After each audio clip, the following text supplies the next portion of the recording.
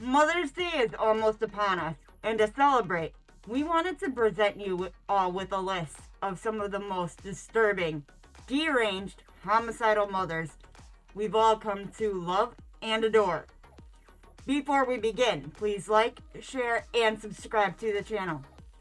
Every new sub helps us achieve our goal and keeps us motivated to create new content. With that being said, I'm your host, Jamie, and here are 10 killer mom horror films. Number 1, Flesh-Eating Mothers. Honestly, this film is so horrible, it's great. There's bad acting, special effects are off the wall, and the concept is just so bizarre, it instantly makes this one a cult classic. The plot is simple as we are in a small American town. Kids do what they're told, men go to work, and the women are housewives. We're led to believe all is happy and right with this town, until, one by one, the mothers get infected with a rare virus that causes cannibalistic urges against their kids. Eventually, the kids start realizing Mom is preparing them for the next meal. So, do they run away or kill these new versions of their mothers? Plus, this twist is insane. I was laughing so hard at this, but it really made the movie worth it. You have to check it out over on Tubi or Plex. You won't regret it. Number 2, Mother's Day 1980. This was remade in 2016, but Charles Kaufman made this a cult classic with its brutal kills and manipulative mother figure. I will say this film sometimes feels like a bit of Deliverance-like, which really adds to the creep factor. So, this mother, who never really has an actual name, has 2 sons, Ike and Adley, who seem to be the product of incest. But mother wants what the sons can bring her. At first, it's a couple who is brutally killed almost right in the beginning. But then they find 3 women who are on a camping trip and bring them back to the house, where mother picks out the first victim. Yeah, there are fates worse than death. She got that, then death. Ultimately, the other 2 escape, but that's where the real fun begins in this film, in my opinion. So make sure to check this out over on Tubi, Pluto TV, Plex, Fandango, and Amazon Prime. Number 3, Evil Dead Rise. The 5th entry to the Evil Dead franchise, Lee Cronin delivered an epic tale. Originally, they weren't going to produce this film, but eventually decided they better. And even though it was set to be released direct to streaming services, after so many positive reviews, Warner Brothers decided to do a theatrical release. The story starts off with 2 cousins and a boyfriend visiting a lake when one of the cousins kills the other 2 in a horrendous way. Then we quickly move on to Ellie and Beth and her kid, when one of the kids finds a room under a pile of rubble from the parking garage that has a lot of religious artifacts and a book. Yeah, he reads from it, and Beth becomes possessed and wanting to kill everybody, even going as far as massacring the entire apartment complex's residents. I have to be honest, this isn't my favorite of the Evil Dead, but it's still really good. And the creep factor alone with Beth's smile just ups the ante even more. Make sure to check it out over on Max, Hulu, Fandango, Google Play, Apple TV, and Amazon Prime. Number 4, Mama. Guillermo del Toro was the executive producer on this 2013 supernatural horror flick. With the camera styles and creepy score, it's bound to leave you terrified. Starting off, we see the father of the 2 girls gathering them up and heading out of town. They crash off a cliff and end up at a cabin in the woods, where the dad is out to kill them because he can't live with grief. But something else comes and saves the day. Fast forward 5 years, and they are found, observed, and placed with their uncle and his wife. But the girls didn't come alone. After a while, we learn that the ghost with them is named Mama, and she is there to take care of the girls. But she also gets jealous and angry. And if we know anything about angry spirits, sinister activities are sure to follow. The uncle gets seriously injured, his wife is tortured mentally and sometimes physically. The couple does try to investigate who Mama could really be, and as they get closer to answers, the more things amp up. The ending, though, is not what you would expect. So see for yourself over on Fandango, Google Play, Apple TV, and Amazon Prime. Number 5, Barbarian. My absolute favorite horror film from 2022. It stars Georgina Campbell, Bill Skarsgård, and Justin Long. And I could not have picked a better cast.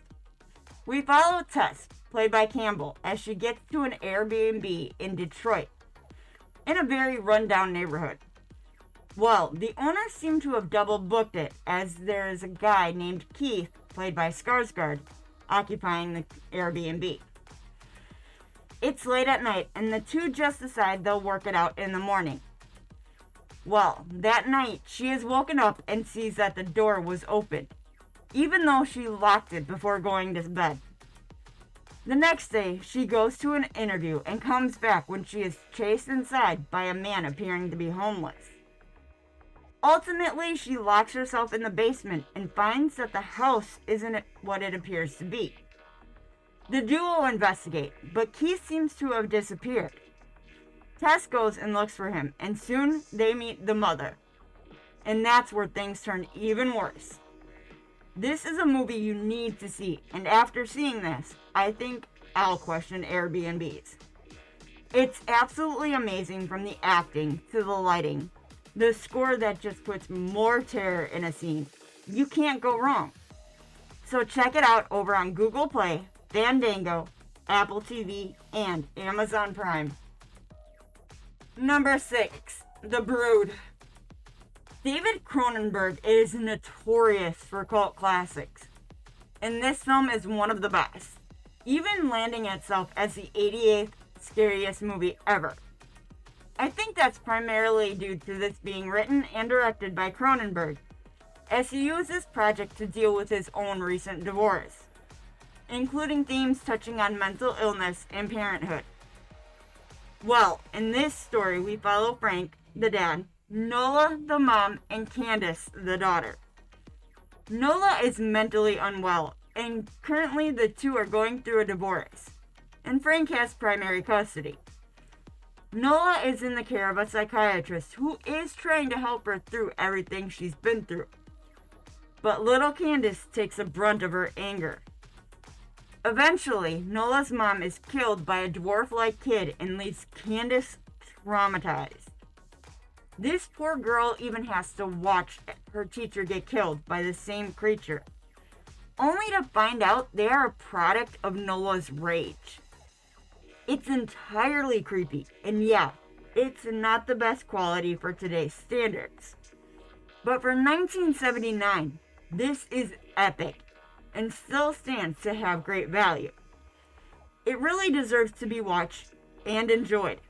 So hop on over to Max, Apple TV, and Amazon Prime to get the full story. Number 7, Us. This film will leave you feeling a bit unnerved, and like we just encountered yet another random conspiracy theory. Jordan Peele wrote and directed this psychological horror, and I have nothing but high praise for it. Critics and audiences alike had mostly positive reviews, so let's dive in. We follow Addie, and first meet her as a little girl when she meets her doppelganger in a funhouse. Fast forward to her and her husband and 2 kids are going on a vacation, and they meet up with some friends. Well, that night, her son notices a family of 4 in the driveway when they break in and corner the family. This is when we learn they're just the doppelgangers, or as they refer to themselves, the tethered, and they are out to kill all their doubles so they can have the life they want. It becomes a game of survival as the family has to defeat the tethered and escape to a new place. I have to say, this ending isn't what I expected, but it's great. And I feel like it's left open a bit, so maybe a sequel? But you can watch this over on Amazon Prime, Google Play, Apple TV, and Fandango. Hey folks, sorry to interrupt, but we just launched our very own merch store at fatninja.shop. We sell everything from t-shirts, hoodies, mugs, and more, so we would greatly appreciate it if you checked it out. All the proceeds go to our future projects, so it helps us make any kind of movies and short films that we want to make in the future. So if you got time, check out fatninja.shop. Thanks again, and back to the video. Number 8, Scream 2. I honestly forgot that a mother was the main killer in this film. And it's almost always forgotten that this mom is just as psychotic as her son was.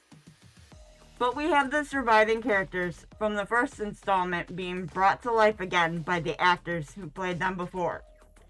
There's David Arquette, Neve Campbell, Courtney Cox, Jamie Kennedy, and Liev Schreiber back together in this film, which is great. I feel like the Scream franchise is a household name by this point. But if you don't know, we follow Sydney as she embarks on a new adventure to college. And Ghostface isn't too far behind. In typical slasher fashion, one by one, people start to drop. And as the team tries to catch Ghostface, the more they realize this isn't their forte. With brutal kills and the twist to leave you wondering who's next, this is a film you should really watch. Or go for a revisit to the slasher films over on Max, Hulu, Amazon Prime, Google Play, Fandango, and Apple TV. Number 9, The Grudge.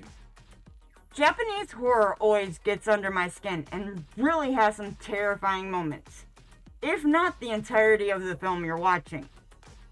This movie is based off Ju-on, The Grudge, which is actually a curse that happens to a property when somebody dies there from rage or extreme sadness. And as time goes on, the entities will keep claiming victims. The start of this one is with a husband who thinks his wife is having an affair, kills her and their son. After those events, Karen, played by Sarah Michelle Gellar, is an exchange student who is dealing with a lot of culture shock and inability to talk with others, as she doesn't know the language. Well, after a while, Karen meets the ghost of the son and his mother. The son is wanting to warn them, but the mother just wants to kill anybody in the house. There's some wicked kills, a lot of mind games, a fantastic score, and great special effects. It's definitely worth a Friday night watch over on Philo, Sling TV, Hulu, and FX Now. Number 10, Friday the 13th. The first independent slasher with many mixed reviews, but a long-running franchise. Many people often forget that Pamela Voorhees is the original killer in the 1980 film. Sure, we know the story. Jason drowned at Camp Crystal Lake in 1957 due to the neglect of camp counselors who'd rather have sex than pay attention to the kids. Well, this film takes place in 1958, just a year after the accidental drowning of Jason. People are planning on reopening the summer camp and are trying to bring the campground back to life. There are plenty of gnarly kills, a chilling score, and great location. This film helped build the slasher genre and deserves more credit, especially to Pamela, who brutally kills all these counselors in a variety of ways. It just goes to show that some moms may become a little deranged after the death of their child. But check out this classic on Max, Hulu, Roku, Amazon Prime, Google Play, Apple TV, and Fandango for a bit of nostalgia. Thanks for checking out the video. Did we leave any moms off the list? Let us know in the comments. If you enjoyed the video, please like, share, and subscribe to our channel. Don't forget to tap that bell icon to stay up to date with our latest releases. You can reach out to us on Twitter or X at StudiosFat, or chat with us on Discord, linked below. Make sure to check out our very own merch store located at fatninja.shop. All proceeds go towards our next film project, so we'd greatly appreciate it. I've been your host, Jamie. Thanks again, and happy Mother's Day.